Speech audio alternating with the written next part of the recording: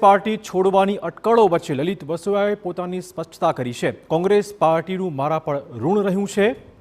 મારા દાદાએ કોઈનું ઋણ ન રાખવાની સલાહ આપી હતી। હું કોંગ્રેસ છોડું તો મારી જનતાનું ધાવણ લાજે, આ કહેવું છે તેમનું। પક્ષનું ઋણ અદા કરવા માટે જિલ્લા કોંગ્રેસની જવાબદારી સ્વીકારી છે।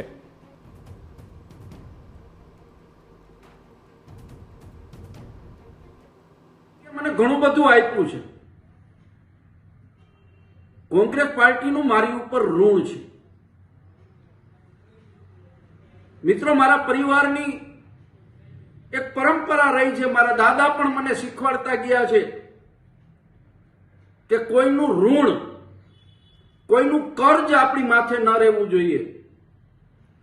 એ મિત્ર હોય કે દુશ્મન હોય, પણ મરતા પહેલા એનું કર્જ ચૂકવવું જોઈએ। મિત્રો, કોંગ્રેસ પાર્ટીનું મારી ઉપર ઘણું ઋણ છે અને એ ઋણ ચૂકવવા માટે મેં સંગઠનમાં રાજકોટ જિલ્લા કોંગ્રેસ પ્રમુખ તરીકેની જવાબદારી લીધી છે।